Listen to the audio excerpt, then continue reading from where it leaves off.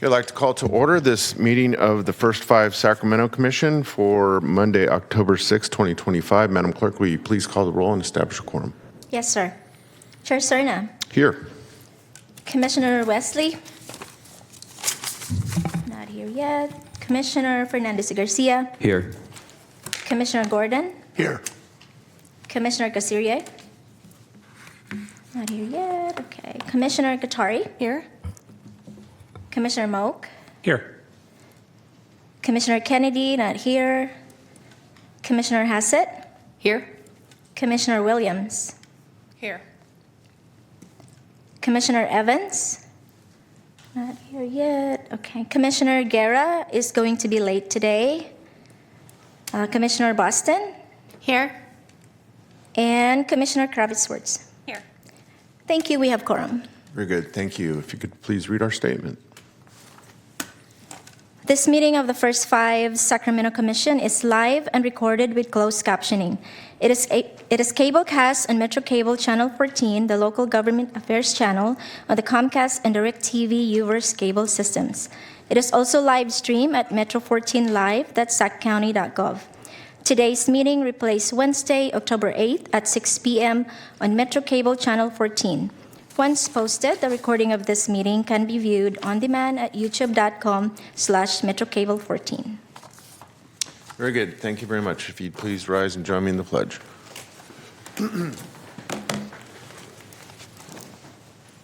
I pledge allegiance to the flag of the United States of America and to the republic for which it stands, one nation, under God, indivisible, with liberty and justice for all. All right. Again, I'd like to welcome everyone to this afternoon's First5 Sacramento Commission meeting for October. As a friendly reminder, you're certainly welcome to address the Commission on any item that's on our published agenda or any off-agenda item as well. We ask that you please keep your comments to 3 minutes. That way everyone has an opportunity to speak if they so choose. And we welcome your testimony. So with that, first item, Madam Clerk. Item number 1, approval of August 4th, 2025 draft action summary. Okay, does any member of the commission have any questions or wish to pull it for a separate vote? Or, any changes? Seeing none, Madam Clerk, do we have anyone sign up to speak on this matter? No, sir. Okay, then I entertain a motion. Chair will move. Is there a second? Second. Okay, it's been moved and seconded. Roll call vote, please. Chair Serna. Aye. Commissioner Wesley. No. Commissioner Fernandez-Garcia. Aye. Commissioner Gordon. Aye. Commissioner Casirier. No. Commissioner Katari. Aye. And Commissioner Moak. Aye. Thank you. Motion passes. Madam Clerk, do we, I want to make clear, do we have substitutes or alternates voting today for principal members? We do. So we would have, instead of Commissioner Wesley, we would ask Commissioner Hassett to vote to weigh in on that. And Dr. Casirier isn't here and Eric hasn't arrived yet. So we will wait for Commissioner Guerra to arrive. Madam Clerk, did you call Ms. Hassett's name for the vote? No, sir. Sorry. My apologies. Okay. Commissioner Hassett. Now I'm just going to abstain. No, it's fine. Very good. Thank you. All right. Thank you. Okay. Next item, please. Item number 2, appoint Eric Guerra to System Optimization and Sustainability Committee. Okay. So we had I'll just jump in real quick. Yeah. We had an opening on this committee when Commissioner Lloyd moved off of the commission, and she was a member of SOS committee. And Commissioner Garrick has graciously agreed to backfill and join that committee. So we were asking for your appointment today. Very good. Thank you. Any questions from members of the commission? Seeing none, Madam Clerk, do we have anyone signed to speak on this matter? No, sir. Okay. At this point, entertaining a motion. I'll make a motion to appoint. Second. Okay. It's been moved and seconded. Roll call vote, please. Chair Serna. Aye. Commissioner Wesley. Aye. Thank you. Commissioner Fernandez-Garcia. Aye. Commissioner Gordon. Aye. And Commissioner Caceres, you're not here. Commissioner Katari, Aye. Commissioner Moak. Aye. Thank you. Motion passes. Very good, thank you. Next item, please. Item number 3, public comments on off-agenda items. Okay, do we have anyone that has submitted speaker slips? No, sir. All right, very good. Then we will then move to the next item. Item number 4, Executive Director's Report. Good afternoon. Lovely to see you all today. A couple highlights from the report. I'll start with our racial equity update. I won't say too much because we do have a guest from our Equity in Action Committee who's going to be giving you a presentation today. But just a couple highlights. As you might remember, this is a 15-member committee made up of residents who live in the 14 communities that were identified for our racial equity funding.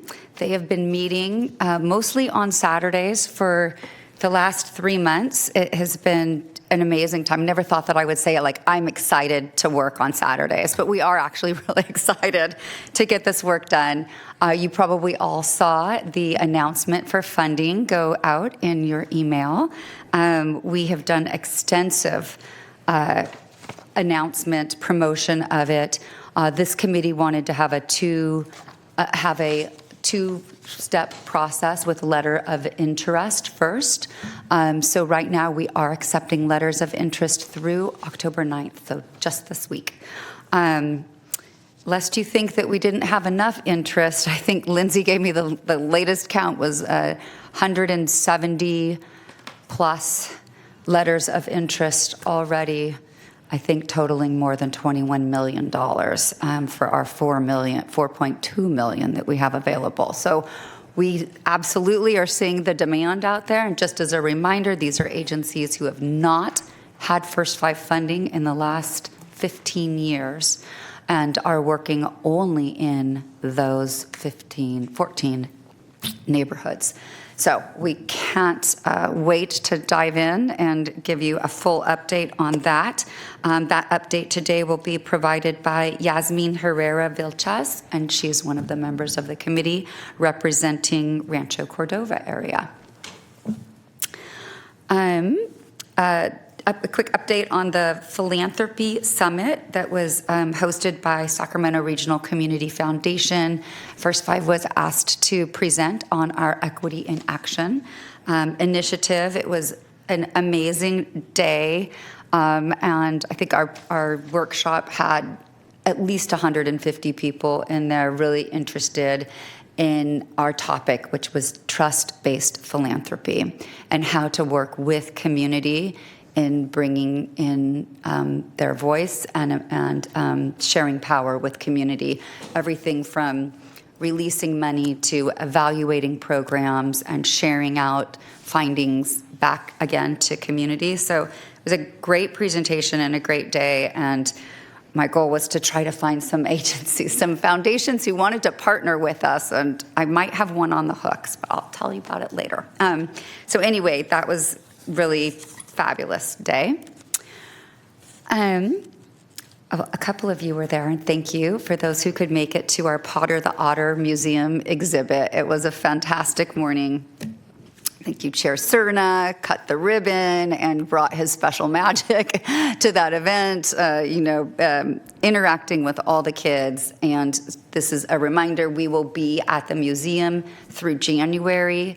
We have a 6-month stint there, basically, and we have several free days for kids 0 to 5 and their families. Everybody gets to come in for free, and we have our partner agencies, Help Me Grow, SAC Family Connect is there and present, and our partners in Rancho Cordova in that area, Folsom Community Partnership. So families getting great services and really having a lot of fun. We are recruiting for Parent Leadership Training Institute. Thanks to our public health friends, we have money for an additional Spanish language cohort, which you'll hear about later on in the agenda. So we'll be running an English and a Spanish cohort. And we are recruiting right now for those cohorts. We'll start in January. So, and It's all over our website and everywhere else, but do send parents our way. I feel like our DEI chief at the county would want me to let you know about the Thrive Summit, so I have to say a few words. That's coming up October 15th. We've been part of the First5 has been a part of the planning committee on this, but especially the CBO mixer that is going to end our day at the Thrive Summit.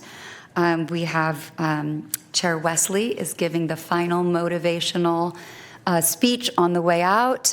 We are building bridges and breaking barriers, and I hope if you aren't registered, think there's still time, so please do. It would be a great day at Sac State to talk about all things racial equity and what the county's doing and how we're building partnerships and community. First5 received an Oral Health Heroes Award from the Center for Oral Health last month. Chris Clinton and Deborah Payne and I accepted that on behalf of the commission. They really highlighted the partnerships that the Center for Oral Health has had over the years with First5 and the dental plans in running a program called Early Smiles that goes out to school districts and screens thousands of kids each year. I think last year, 1,500, maybe 2,000 preschoolers were seen and screened and referred on for services. We used to fund that program entirely, and now the dental plans fund it 100%. So it's one of those really successful sustainability programs where we launched and seeded it and handed it over, and we still get the data from it, and we still have that partnership. So it's a really lovely story. And I'll end with a quick staffing update. We're doing final interviews coming up for the Human Services Program Specialist position. That we are backfilling after Latina Price's departure. And we are also promoting internally Elena Enriquez from a senior office assistant into an ASO1 position after we had a vacancy there. So we'll be hiring a senior office assistant later this year or early next year. Happy to answer any questions. Great, thanks, Julie. Any questions for our executive director? None? Great, thank you. Madam Clerk, do we have anyone sign up to address the executive director's report? All right, next item, please. Item number 5, Advisory Committee Update, August 22nd, 2025. Great. We have Junior Goris already there. Thank you. Good afternoon, Chair Cerna and Commissioners. My name is Junior Goris, and I'm the Chair of the First5 Advisory Committee. Let's get you on mic first. Test. Oh, here we go. Good afternoon, Chair Cerna and Commissioners. My name is Junior Goris. I'm the Chair of the First5 Advisory Committee. The Advisory Committee met on August 22nd, and along with the standing agenda items, the focus of this meeting was the presentation of the Black Child Legacy Campaign. Members learned about the program highlights and the evaluation results from last year. The Strategic Planning Ad Hoc Committee met on September 12th to discuss Phase 2 on community feedback. This included the parent caregiver survey and follow-up focus groups. Our next meeting is scheduled for October 10th, and that concludes my Advisory Committee report, and I'll take any questions. Very good, short and sweet. Any questions from commissioners? Don't see any. Thank you. Appreciate it. Anyone sign up to speak on this matter? No, sir. Thank you. Next item, please. Item number 6, Evaluation Committee Update. We didn't meet last month. All right. Next item, please. Item number 8, Systems Optimization and Sustainability Committee Update, August 20, 2025. I'll be giving that update. So the SOS committee met on August 20th. We received updates and discussed policy and advocacy, including updates from First5 Association and First5 California. We discussed the Equity and Action Committee meetings, which we'll be hearing about later today, and the Parent Partnership Initiative. Our next meeting is on October 22nd, and that concludes my report. Very good. Thank you. Any questions? Don't see any. Madam Clerk, do we have anyone sign up to speak on this matter? No, sir. Very good. Thank you. Next item, please. Item number 9, 2027-2030 Implementation Plan Update, review of community input and community trend report, approval of the 2027-2030 spending plan. Great. I just wanted to say for the record, we did skip item number 7, the Financial Planning Committee update. Sorry. However, we did not meet, so we don't have an update on that. Okay. And then we'll jump to item number 9. And we have Lindsay Dunkel, who's been leading our strategic planning work. We'll give that update. A part of it. Where did my mic go? I'm going to hand it over to Kristen to start us off. Good afternoon. As you know, we're gearing up for our next 3-year implementation plan, which will kick off in 2027. And the proposed spend plan comes in at $11.9 million per year, or $35.7 million over the 3 years. That's about a 20% reduction from our current plan, mainly because Prop 10 revenues continue to decline, right? Fewer people are using tobacco products, and the county's birth rate is also declining. So even with those challenges, the Commission has made it a top priority to bring in new funding so we can keep our early childhood programs going strong. By leveraging outside dollars, we've been able to keep key programs and staff in place. In fact, 1.5 FTE are currently funded through those leveraged funds. And we'll keep pushing to find more opportunities like those to offset costs and protect the work we do for children and families. Today, we're asking for approval of just the high-level 2027 spending plan. The detailed allocations, so how much will go to each priority area, will be developed later through a collaborative process with the community and with all of you on the Commission. So let's take a brief look at the plan itself. Originally, we were expecting a pretty steep drop, about 37%. But thanks to unspent funds from prior years and success in bringing in outside funding, we've been able to reduce that reduction to 20%. The spending plan is built only on our core revenues, so Prop 10, our Medi-Cal administrative activities, so MA dollars, interest earnings, and other stable funding. It doesn't include any pass-through dollars we receive from specific programs, such as CalWorks home visiting. So within the plan, you'll see allocations for administration, evaluation, and program. Despite the overall reduction, we've kept the vast majority of funding, 84%, directed to programs and services for children and families. Administration represents 11% and evaluation 5%, which shows that we strongly prioritize putting the dollars where they make the most impact. Let's talk briefly about administrative costs. So as I mentioned, 11% is allocated to administration. In 2016, the Commission set a 10% cap on administrative costs based on the most recent yearly budget approved by the Commission. So yes, the proposal is just a bit over. It doesn't include any leveraged funding. So if we factor in leveraged funding like CalWorks home visiting, we actually are sitting about 8%, well within that limit. But as Prop 10 revenues continue to decline, administrative costs are naturally going to go up. So at some point, the Commission may want to revisit the 10% cap to make sure we're maintaining both fiscal responsibility and operational capacity. On the program side, that includes both internal and external costs. So internal program costs cover our staff, supplies, media, and our policy systems and sustainability work. When the Commission updated the strategic plan in 2021, we anticipated this shift, moving some focus from direct services towards system-level work that helps sustain those services long-term. And that's a trend that we're seeing across First5 statewide. So while it costs money to support the internal work, we're seeing strong returns. It's helping us bring in outside dollars to replace or supplement what the Commission once funded alone.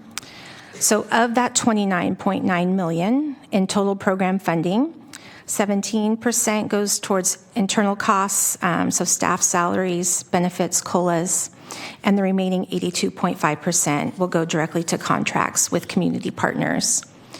The plan also supports 13 full-time positions dedicated to the strategic plan, plus one position supplemented by external funding for a total of 14 FTEs. And this structure gives us the capacity to manage contracts efficiently, process claims, and continue to pursue finding new funding. And just as importantly, it keeps us in a leadership role, helping to drive policy and systems change that improve outcomes for Sacramento's youngest children and their families. That wraps up my presentation. I'll pause here. Are there any questions or comments? Thank you. Any questions for staff? Don't see any. Thank you. Okay, just to remind you, we're on track to have funding decisions in place so that staff can launch the funding process by early fall of 26. So that everything will be queued up for contracts to start on July 1 of 27. So the next piece we're going to talk about is community input. And we held 6 community conversations among a number of groups around the county. We had one for Afghan parents, one for fathers, one for women experiencing homelessness, one in Spanish, and 2 groups in English. 3 of the groups were in person and 3 were virtual. And I just pulled a couple of demographics here. So here's age range, not surprising, among parents of young children. The vast majority of them were in the 30 to 39 bracket.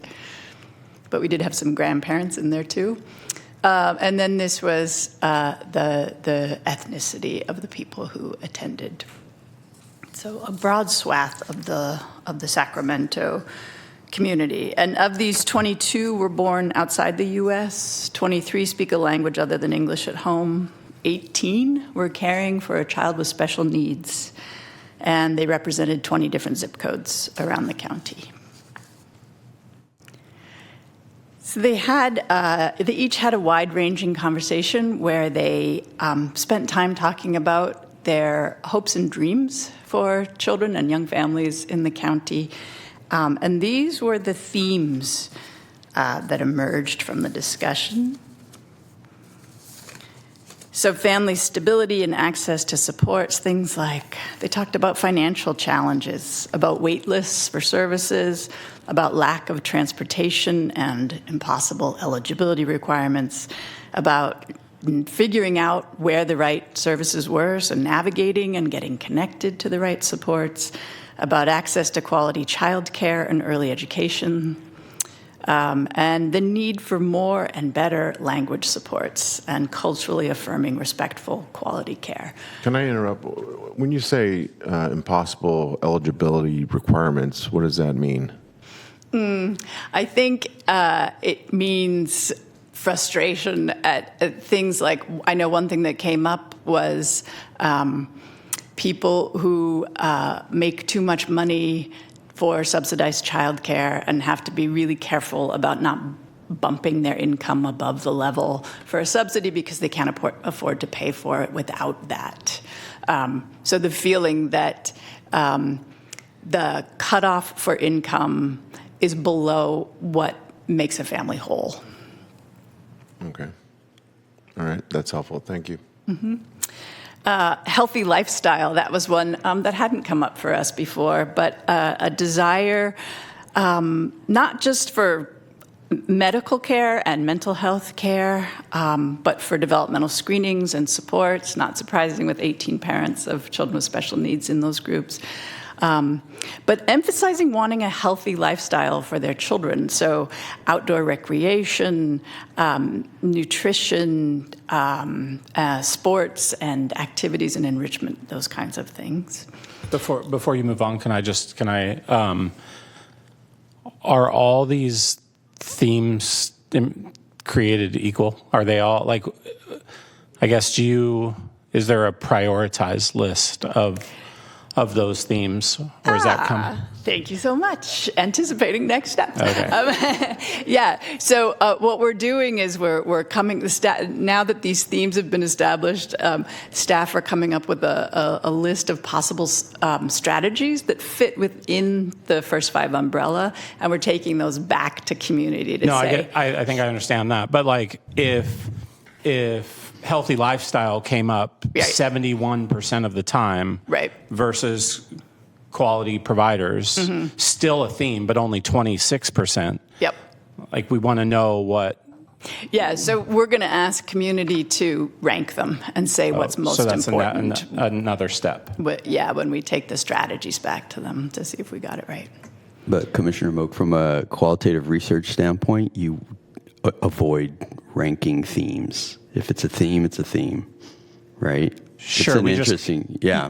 But that's why these steps In the are environment where we necessary. can't do everything, I Right. just was curious how to. But I right. think this second step is the way to get at that. But when you're just reporting out themes, you kind of don't do that. Oh, okay. Yeah.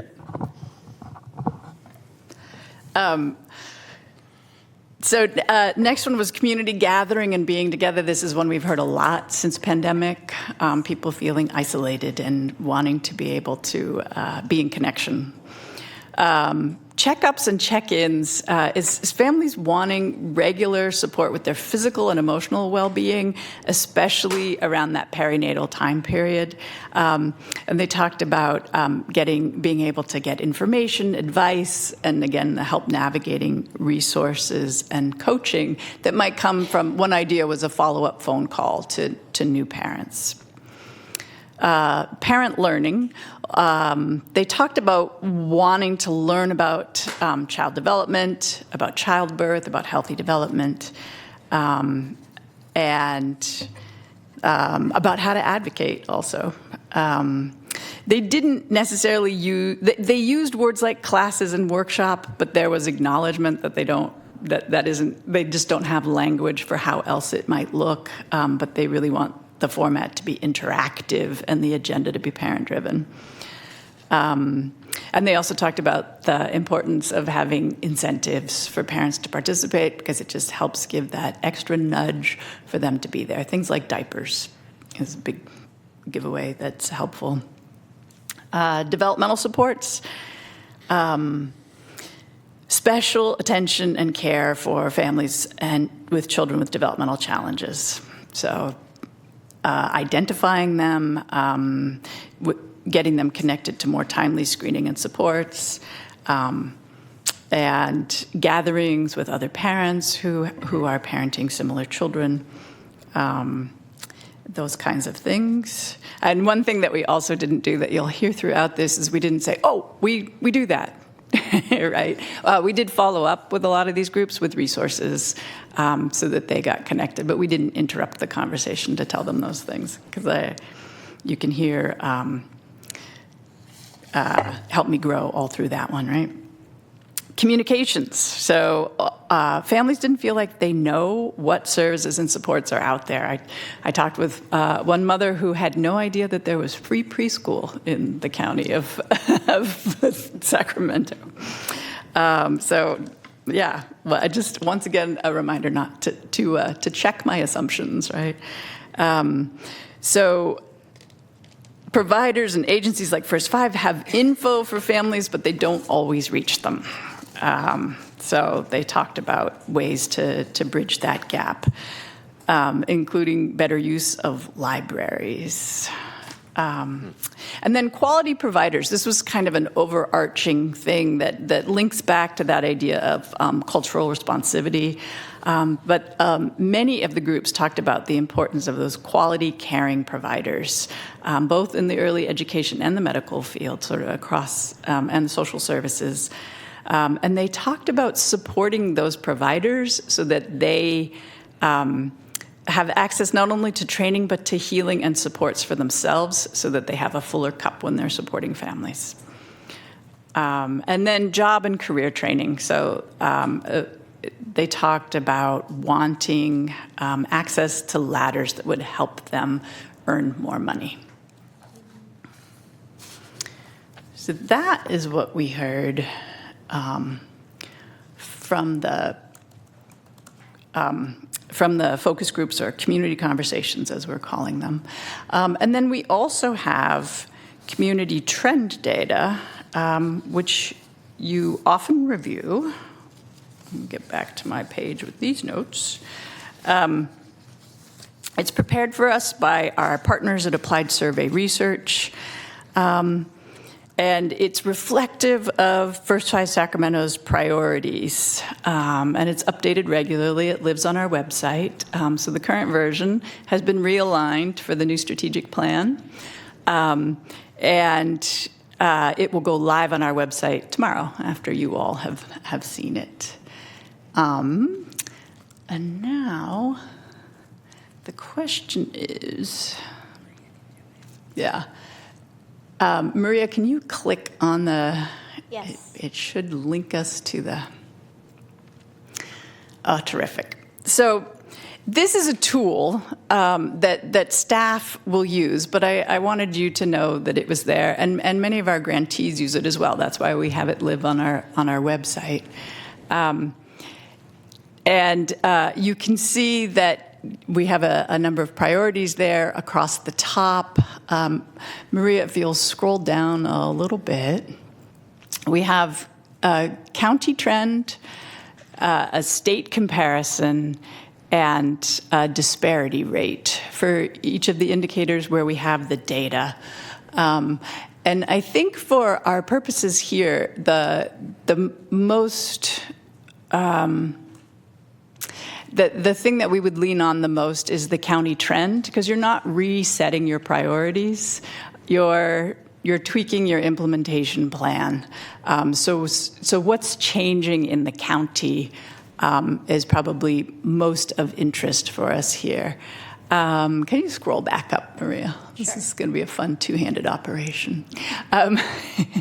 Could you click on highlights on the,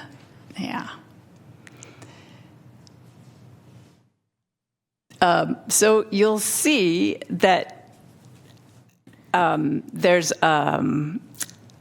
yellow, red, and green indicators.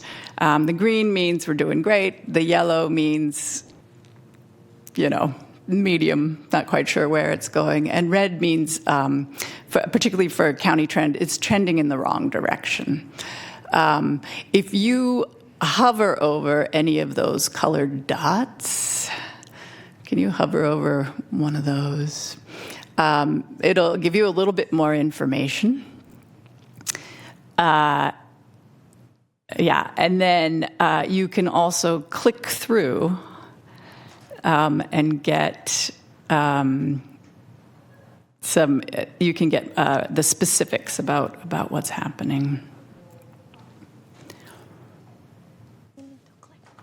I think if you...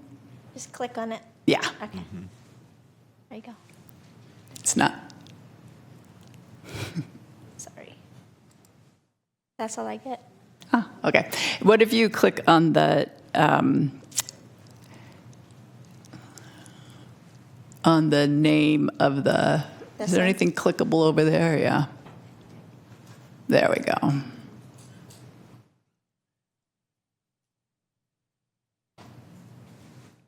Maybe not. No, it's not showing anything. Okay, if you go back up to the top and you click next to highlights, I swear that you could click through. Yeah, how about that one? Here's where the detail lives. And then within these, also, you can get additional detail by clicking on that information. And you have data sources. I gave you in your handout all of the highlights, and I included the data sources on there because I know that's always of interest. It's been a bit of a journey trying to figure out which publicly available data best support our priorities. We had a lot of discussion around parent partnership and what was there. You want to click on parent partnership, Maria? While she's doing that, can I ask, was the structure of this tool or this utility, was it developed by ASR? Yes.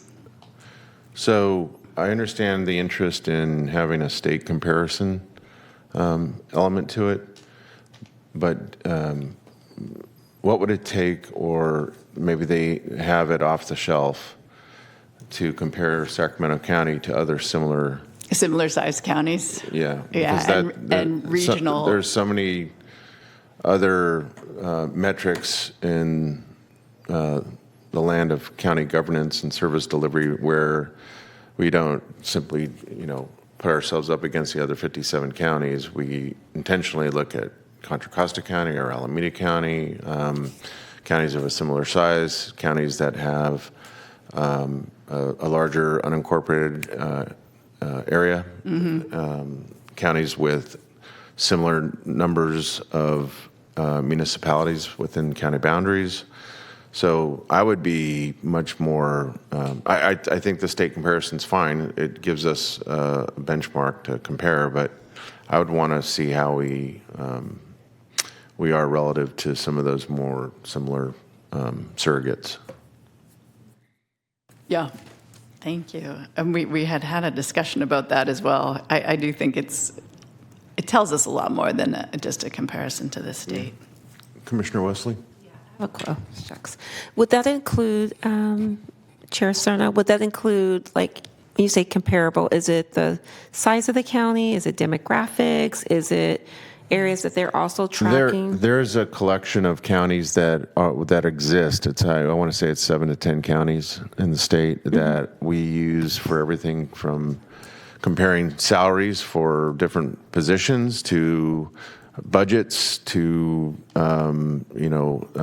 number of people on general assistance. I mean, there's a whole spectrum of data that help us understand where we are, where the county is relative to those counties. So it's all the above. So, Mr. Moak. And I think you're continuing. I would just also all of us remind ourselves that this is 2022 data. The world has changed a lot in the last 3 years, let alone 9 months. So I think just, basing some of those, anything. I would say, too, that it was still very anomalous because of the tail end of the pandemic. Sure. So just, I just always get nervous when things are based on a time that isn't now. Mm-hmm. Wholeheartedly agree. And that's where the real-time conversations with the parents really can make up some of that difference. They're not going to give us data, but they'll give us their perspectives. No, I think Commissioner Milk brings up a great point. But again, this is 1 year after we were, yeah. So I don't put a whole lot of, I don't invest a lot of faith that this is very representative based on those important footnotes. So it would be, I think, if we can start seeing more current data and data that is collected or assessed when we're not just ending the throes of, a once-in-a-century pandemic, that would be, I think, much more informative. Yeah, wherever they could, ASR tried to get data that was newer than 2022, and each one has its own timeline. But when you click through the details, you can see what those are. Mm-hmm. So not all of it is from 2022, but wherever it's possible, where it's more updated than that. Commissioner Wesley? Yeah, so with that said, because you talked about the parent context and that, this is from 2022, but it's the parent story that will really give us where we should be situated now. Am I hearing that? Okay. Yeah. And these are both things that staff will be using in bringing you those recommendations about which strategies are the priorities. So just wanted to update you along the way. And that is all I have for you on that today. Commissioner Fernandez y Garcia. Did the the community conversations, did they see this data or did they? They did not see No, this data. there were just other methods to get them talking about different things. Okay, great, thanks. Commissioner Wesley. I have a lot on this one. What struck me in just thinking about the providers and the providers' well-being as the ones who are touching and impacting families, how important that is, and how I know we only have so much money, but even, how do we help connect the caregivers for the caregivers to supportive services or navigate them elsewhere for those resources. Just being a preschool teacher myself, and just hearing a lot of stories around vicarious trauma and what that means, because you're public facing, you're serving a large constituent of our Sac County families, and so you're bearing witness to stories. You're seeing it up close. You're hearing about. I'm going home to maybe no food. Sometimes you're the ones, the caregivers are creating their own like mini food banks, and so you're seeing it like concrete needs of support. Yep. And I'm just thinking about who's caring for the caregivers. We know first and foremost are the families, period, hands down. But these are the folks who are doing, I always say, God's work. Mm-hmm. So like who's taking care of them so that those mirror neurons, sorry, getting technical, can exude in a positive way to support those families. Yeah. And I'm participating in a project through the city of Sacramento. The child care manager there is leading a project where creating a website for providers to connect providers to all kinds of services, being aware that those child care providers are often using public services themselves, but also we're very conscious about what we can do around the mental health needs, and that's being driven by the providers who are in that work group. Yeah, and there's research that just show that 25% of our child care community relies on Medi-Cal and other public subsidies, 50% on like housing support. So you have like, I don't like to put deficit terms, but that's the only way I could do it. It's like the vulnerable is caring for the vulnerable. Yep. And so we have to really think about that fragility. Mm-hmm. Absolutely. And I just think, looking back at this last year, we were able to, with First5 California funding, do a lot around home visitor wellness, and the main reason that home visitors stop working in the field is mental health, secondary trauma, and going back into crisis every day over and over and over again. And so we just focus the entire day on bringing supports and looking at what can we do long term for those providers. And we still think about it all the time. Our group still kind of meets to discuss it. But that, I think, is a theme that we're seeing about the vulnerable, providing services to the vulnerable across the board for what we do. So we often come at it from the top down of like, well, let's make sure our providers are culturally resonant and have training and all of that stuff, but really it is also it's a and they need that, and they need that support to stay in the field. Yeah, and that came across from parents. Yeah. Okay, does that conclude your report? It does. All right, very good. We've already had a few questions and some back and forth from commissioners, but Madam Clerk, do we have anyone sign up to address this matter? No, sir. All right, very good. And we do need to take a vote. Correct? Yes. Yes. All right, so entertain a motion at this point. Chair will move. Is there a second? I'll second. All right. Don't everyone jump up at once. All right. Roll call vote, please. Chair Serna. Aye. Commissioner Wesley. Aye. Commissioner Fernandez de Garcia. Aye. Commissioner Gordon. Aye. Commissioner Casirier. Aye. Commissioner Kachari. Aye. And Commissioner Moak. Aye. Thank you. Motion passes. Very good, thank you. Thanks again for the report and all the work that went into it. Next item, please. Item number 10, approval of a revenue agreement with the Sacramento County Department of Airports in the amount of $55,000 for research and development consultation on building a child care center at Sacramento Metropolitan Field and expenditure agreement with Child Action Incorporated in the amount of $25,000 for child care expertise.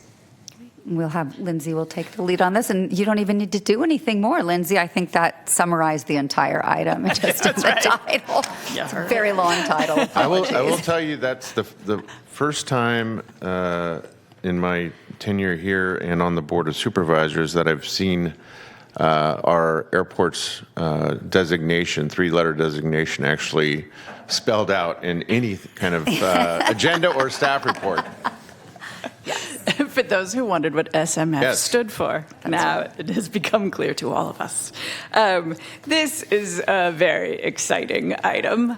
At the First Thrive conference at Sac State, one of my colleagues brought Cindy Nickel over to me and said, Lindsay, this is Cindy Nickel, the director of airports, and she wants to talk to you. And I thought, what on earth does the director of airports want to talk to me about? Well, it turns out childcare.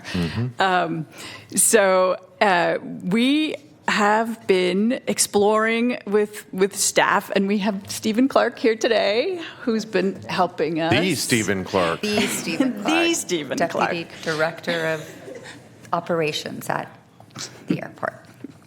Indeed. Over the last several months, we've been sort of doing a little exploratory research and having conversations. Julie and I got to go tour a space at the airport and think about the feasibility of doing child care for people who work at the airport. So that is not just county staff, but that is all of the vendors who work out there. So a huge variety of people. And we are really excited about the idea of helping shepherd the possibility of some more employer-based child care in Sacramento County, which there's not a lot of. And so we drafted a proposed scope of work to coordinate a study, including convening experts and stakeholders to explore the feasibility. Would this work? Is this something that the airport can take on?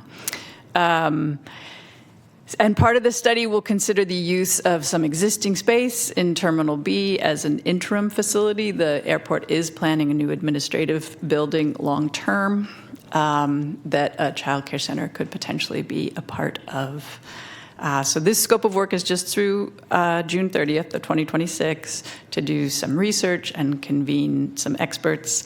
And as part of that, we would be subcontracting with Child Action Inc. for their expertise around child care. And the other super exciting piece of this is that Senator Ashby was interested in funding this and was able to identify $1.5 million that will be allocated to the Department of Airports.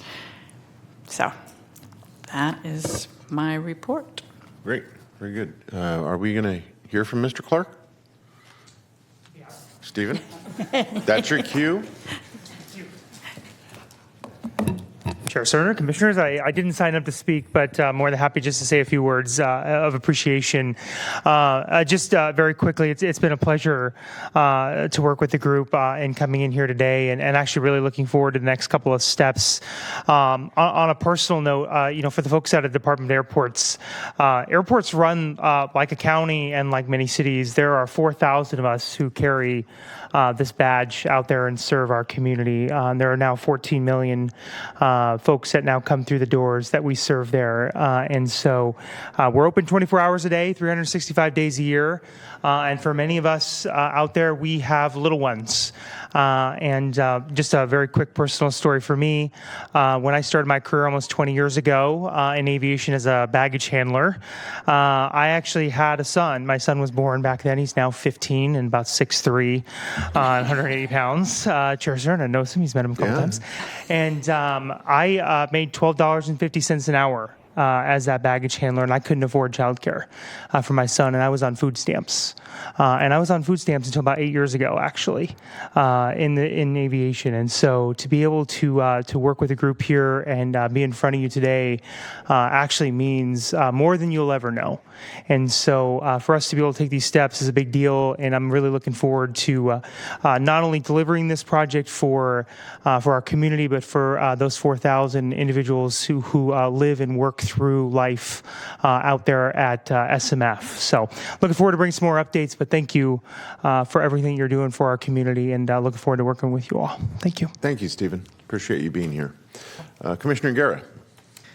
Thank you very much, Mr. Chair. First, that story just exemplifies the question I was going to ask, or maybe direction here. If the study could also include if there's a possibility to have a Head Start component to it, because a lot of the workers that are in the airport, particularly service workers and whatnot, may not be able to afford what current employer-based childcare costs are. Most recently, I think when we had both Javier and Matias in, it was $3,200 a month, and that's because we got a discount. So it really, I think if there is a way, and we have the opportunity to do a study here, can we do that through SETA, Head Start, and have a component for that split? Absolutely. Great suggestion. We're super interested in exploring a mixed delivery system for the finances for the paying of the childcare. Commissioner Moak. And just on that, just because we're First5, we're not of the assumption that it's only a 0 to 5 facility. We would be able to go outside. We would just perhaps be funding our portion for 0 to 5 families.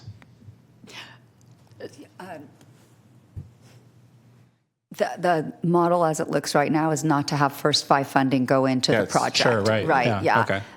But the airports already did a sort of a quick and dirty initial survey of their workers, including vendors and county, I think including vendors and county staff.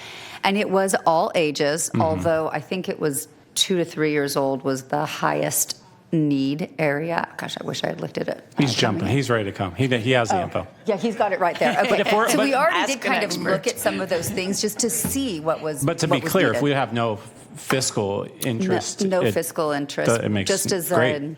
It's sort of part of our new role, Commissioner Moak, is as our funding decreases, we stay relevant by setting tables for others to make things happen for kids and to change the systems for kids. Love it.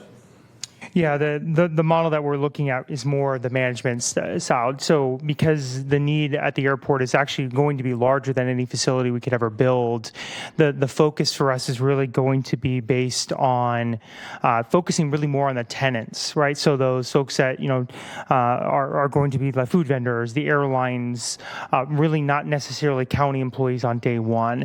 Now there may be a portion of those users that we dedicate to that, but that's actually going to be a part of kind of the initial work is what is the right mix there? And so to the question that was asked, the actual, the amount of age groups, it is very diverse. But actually, and I'm just pulling this up right in front of you here, so I apologize for just a moment here. It was, our highest need was 1 to 4, but there was about 20% that were actually above the age of 10. Which is quite unique, and a lot of that speaks to after school care, because of where summertime. SMF is at in the county as well. So that'll be something.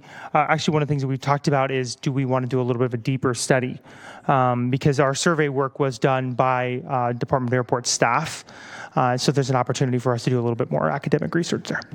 While you're at the podium, And I think I asked you, or we had a conversation recently, Stephen, about this, but the 1.5 state contribution specifically will be used for what? Capital improvement plus operations for a certain amount of time, or just the capital Yeah, improvement? just capital improvement is the idea there. So we have an existing shell space that was built with Terminal B, the project that was completed many, many years ago. And so that space has currently been sitting vacant. It provides us an opportunity to build the interim facility that we've talked about. And so it's really an ideal space for us. And then as we look long-term for a more dedicated facility, we'll look for the size and scope there. So the question that I asked you earlier a few weeks ago, one-on-one, I'm just going to ask it again so the rest of the commission can understand it. What is then the expectation for who and how will that ongoing M&O cost be taken care of? Is it going to be Airport Enterprise Fund? What can we expect in terms of making sure that this just doesn't present itself? We all think it's great, and it serves a very useful purpose at the airport. But I think all of us are interested in understanding sustainability. So yeah, I think the final model is ultimately going to be determined by the final mix. But one of the things that I've been learning in conversation, especially with our tenants and our business partners, is there's a need for them to offer this as a benefit to and bringing the quality of employees that we have in our region.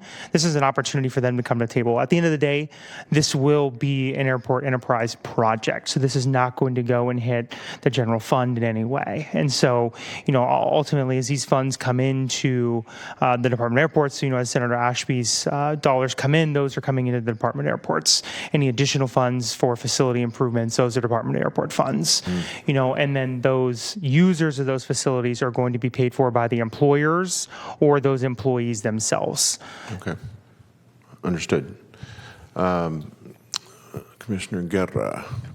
Yeah, I'm glad you bring that point up, Chair, because this is why I think the unique split model could work with Head Start, because Head Start does cover even landscaping maintenance and facility maintenance and administrative costs. So if there's a way to, obviously accounting appropriately for space and time, but if there's a way for some of that overhead that could be managed in that way, that might actually make it easier for those who do not qualify for Head Start. But Head Start does not absolutely cover capital, period. And that's, I think, been the disconnect. Yeah, and just to make a comment very quickly, I think one of the things that I found in research from other airports, there's very few airports that actually have successful childcare facilities because they've actually they've really hinged their success on public dollars. And so one of the things that we really want to build is a sustainable model that focuses on a facility that isn't just dependent on public dollars, right? So if something, I'm thinking of a facility at a major hub airport that used ARPA dollars, and we all know what happened to ARPA dollars, right? So as soon as those dollars are gone, that facility closes, right? So how can we build a model that is more sustainable? Very good.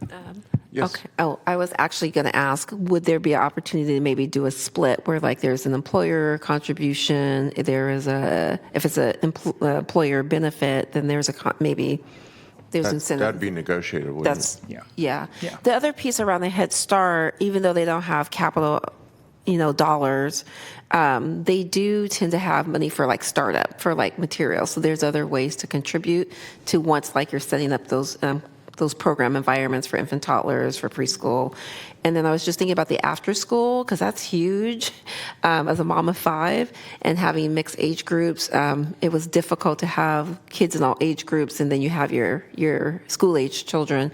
So I wonder if there's an opportunity to work with some school age partners around this if we decide to go in the direction to serve older children. Yeah, absolutely. Great. Any other questions, comments? All right. Thanks again, Stephen. Thank you, Mr. Chair. And certainly one of the things I'm going to look at that I uncovered is that there are, as Stephen was alluding to, there are childcare facilities at airports that have closed. And so those will be as important to look at as the ones that have ones that are open and functioning. Very good. And just for those that may not understand, when we say enterprise fund, that is a distinction. It's not just reserved for airports. We have several different enterprise funds for the county, but these are services or facilities or both that are self-funding. So it's funded by fuel flowage fees and landing fees and all kinds of revenue that is unique and distinct to that particular operation. So it's not a general fund funded operation. So, all right, very good. Madam Clerk, do we have anyone signed up to speak? No, sir. Okay.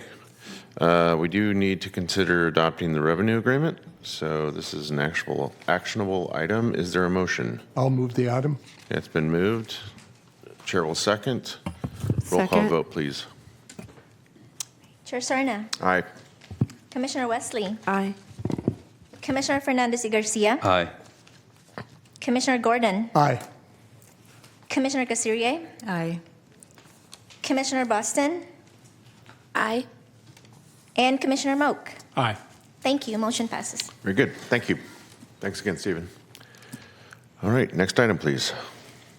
Item number 11, approval of revenue agreement with the Sacramento County Department of Health Services, Public Health Division in the amount of $48,000 and amendment to Sacramento Children's Home contract in the amount of $48,000 to implement a Spanish language BLTI cohort.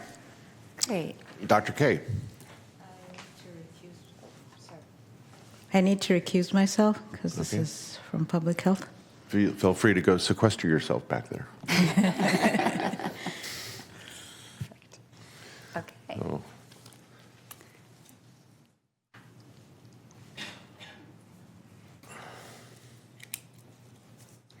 We will let her get settled back there.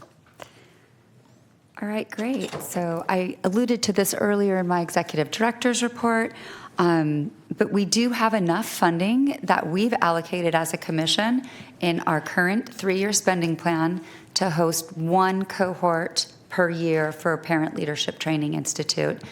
And over the last few years, we've had funding from DC FAS, funding from our health plans and others so that we could have an additional PLTI cohort. We're getting better and better with less and less training involved, and so the cost for the additional cohorts has been decreasing with each one, and we're now down to we can do this one for $48,000. We can bring in an additional full 25-member cohort. So that is what is before you today. This is public health CDC dollars that need to be spent out by May 30th, I think. Yes, by May 30th. And both of these will be, both cohorts will be implemented through our contract with Sacramento Children's Home. So this would be passed through of funding directly to Sac Children's Home to add that additional cohort. Great. Thank you. Does that conclude the staff Yes, report? that concludes. All right, very good. Any questions for our executive director? Seeing none, Madam Clerk, do we have anyone sign up to speak? No, sir. All right, with that, entertain a motion. I'll move. Okay, it's been moved. Is there a second? I'll second. Okay, it's been moved and seconded. Roll call vote, please. Chair Sarna. Aye. Commissioner Wesley. Aye. Commissioner Fernandez y Garcia. Aye. Commissioner Gordon. Aye. Commissioner Guerra. Aye. Commissioner Boston. Aye. And Commissioner Moak. Aye. Thank you. Motion passes. Very good. Next item, please. Item number 12, approval of contract amendments for Birth and Beyond partners to reallocate funding after the loss of AmeriCorps revenue. Great, thank you. Chris Clinton, who oversees our Birth and Beyond programs, will take this one. Here it is. Oh, it's fine. Good afternoon, Commissioners. My name is Chris Clinton, and I am the program planner for the Birth and Beyond contracts.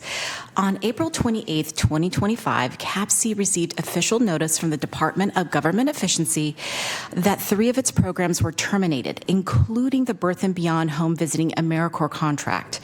The loss of the Home Visiting AmeriCorps contract has created significant challenges to the staffing infrastructure across all 9 family resource centers.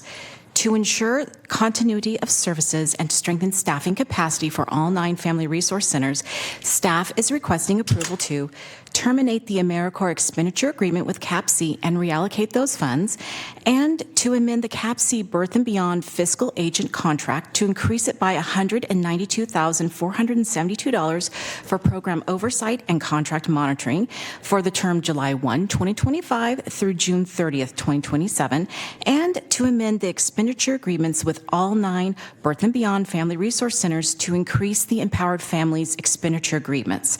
Each FRC would receive an additional $43,000 per year, totaling $774,000 in reallocations for the term July 1, 2025 through June 30th, 2027. Thank you for your consideration. Great, thank you, Chris. Any questions? Okay. Madam Clerk, do we have anyone sign up to address the commission? No, sir. All right, very good. In that case, bring it back for a motion. Chair will move. Is there a second? I'll second. Okay, it's been moved and seconded. Roll call vote, please. Chair Serna. Aye. Commissioner Wesley. Aye. Commissioner Fernandez y Garcia. Aye.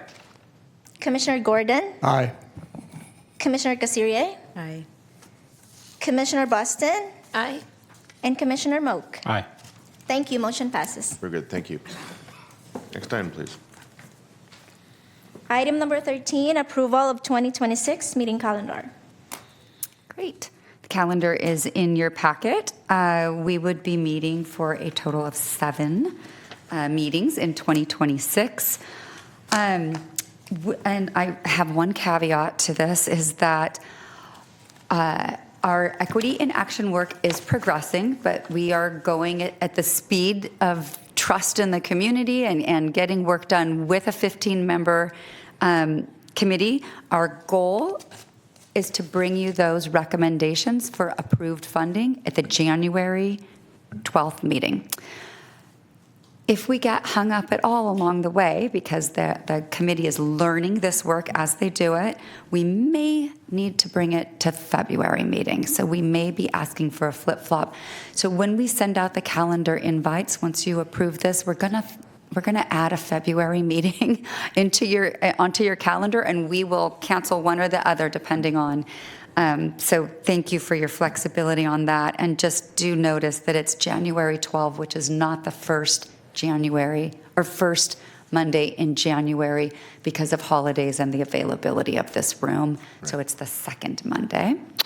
And then as an attachment to the calendar, it's very skeleton, but you can see the long-range calendar of the things we know about right now that we would be approving at each of those meetings. And happy to answer any questions. Very good. Thank you, Julie. Any questions for our Executive Director? All right, don't see any. Madam Clerk, anyone sign up to address the commission on this matter? No, sir. Okay, we do need to approve the calendar. Is there a motion? I'll move to approve. Okay, is there a second? Second. Moved and seconded. Roll call vote, please. Chair Serna. Aye. Commissioner Wesley. Aye. Commissioner Fernandez y Garcia. Commissioner Gordon. Aye. Commissioner Casirier. Aye. Commissioner Boston. Aye. And Commissioner Moak. Aye. Thank you. Motion passes. Very good. Thank you. Next item, please. Item number 14, presentation, Equity and Action Committee. Fabulous. So I'm super excited to ask Yasmin Herrera Velchas to come and join us at the podium. Yasmin is a community member from Rancho Cordova. Has been with the group since day one here and is going to give you a brief PowerPoint presentation to talk about the work of the committee. All right, very good. Welcome, Yasmin.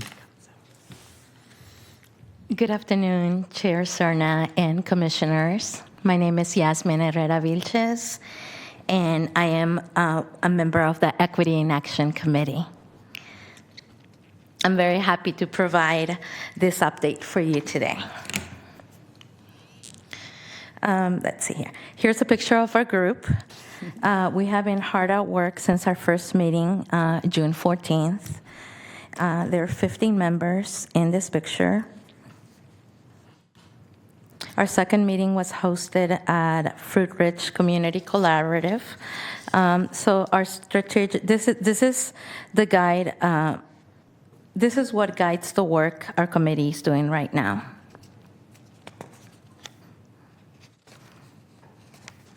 Okay.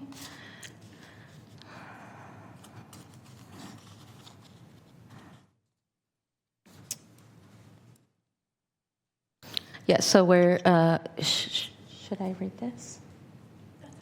Okay, okay. All right. Facilitator Melanie Richardson discussed the stages of team building, forming, storming, norming, performing, and adjourning. The group has come together in performing, in the performing stage right now. Members of the group took ownership and were working on a glossary of terms and a yearbook. We got to know a bit about each other, set group agreements, got background information on the First5 and priority committees. The committee members are now ambassadors in their communities for First5 and Equity in Action Initiative. The committee designed a process that fit everyone's needs, received information, and ask questions as a whole group. We broke into small groups for discussions, come back as a whole, and we come back as a whole group and lift the key points each small group brings up. We make a decision as a whole group using the First5 methods to come to a consensus. Okay, so the RFP language and process lacked inclusivity and equity. Outreach efforts targeted mainstream and non-traditional outlets that did not reach diverse audiences and relationships. Selection process favored incumbents and did not result in new contracts. Structural barriers kept new partners out, like audit and insurance requirements or policies on advances, and small CBO might need to scale up. So basically, this is what shifted, right? Programs that serve families is what we decided to fund. Programs that serve families as far as immediate individual needs, that provide services or supplies directly to families, such as diapers, housing help, mental health services, etc. We decided to fund programs that serve families' intermediate individual needs to provide or supply. Okay, so we decided to fund as well programs that support changing systems, to work in improving how a whole system works, changing rules, policies, and practices to make the system work better for everyone.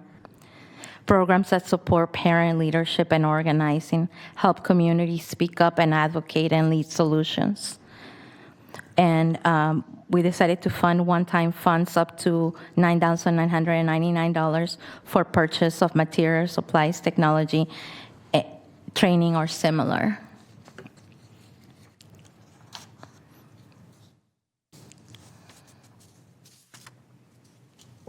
Okay.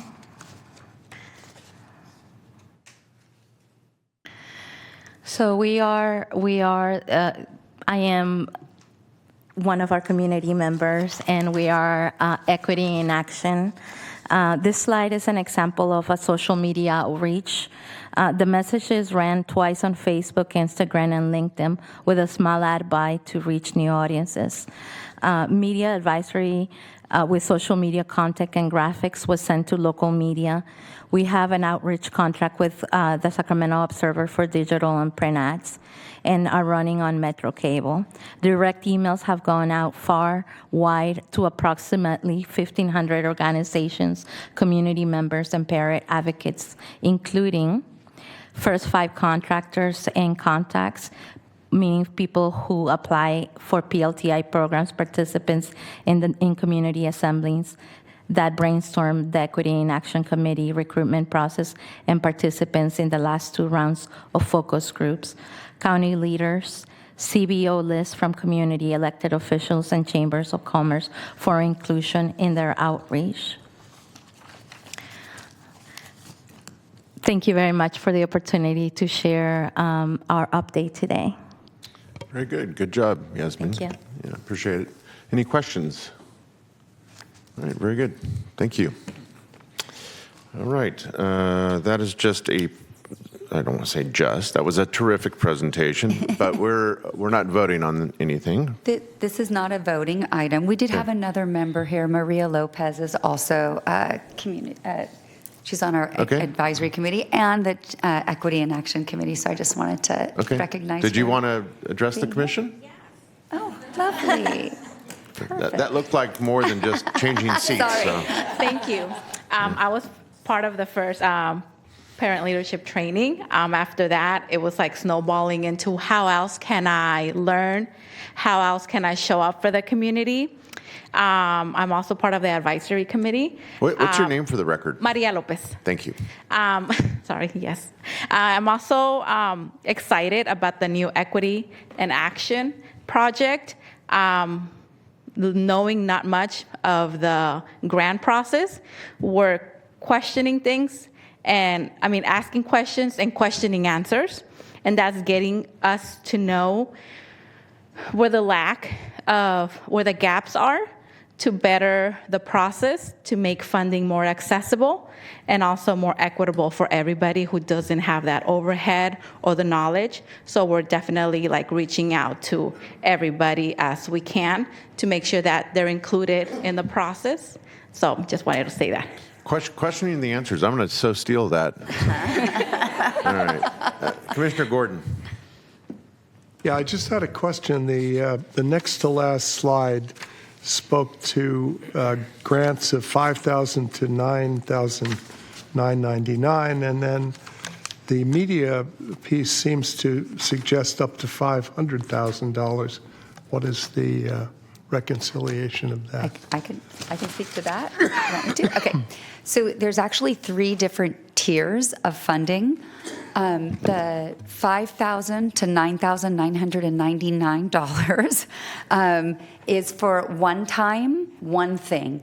So an agency or a parent group or a nonprofit, they have a need that's just a one-time capacity building need, they can apply for those dollars. Then we take a jump. The next tier is funding that is $125,000 up to $300,000.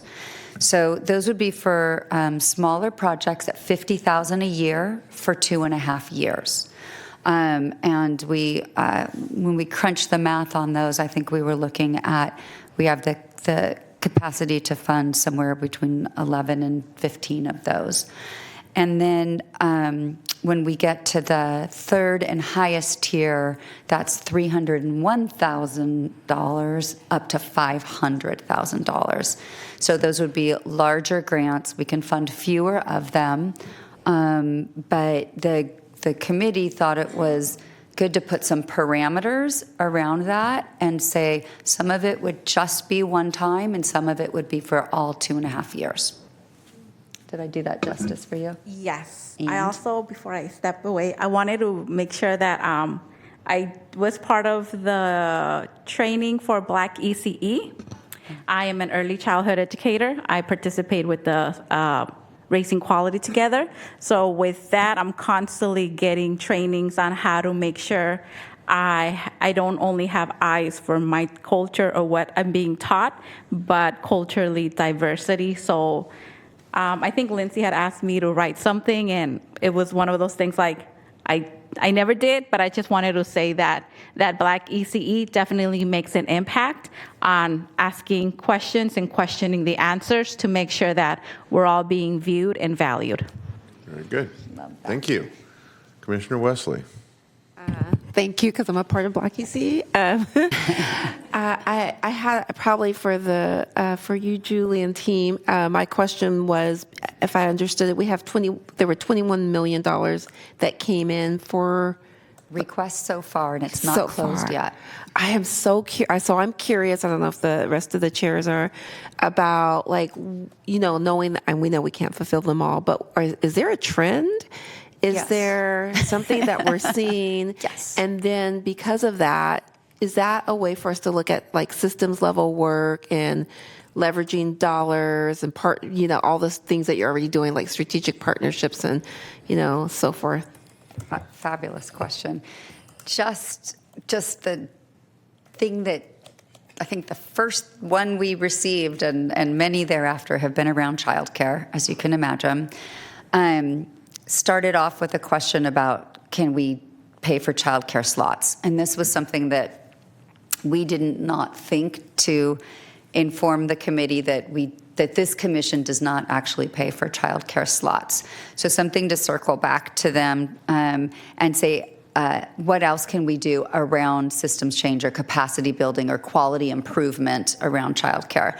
So we have been getting the word out that it's not for childcare slots, and then a big chunk of the one-time, one-thing money is have been requests from family childcare homes or childcare centers for equipment or training or field trips, literally building tiny toilets and things like that so that they could have a longer term effect with the money and that they could continue to serve families again and much as what Department of Child, Family, and Adult Services did by targeting their dollars in and understanding childcare was such a need in their zip codes.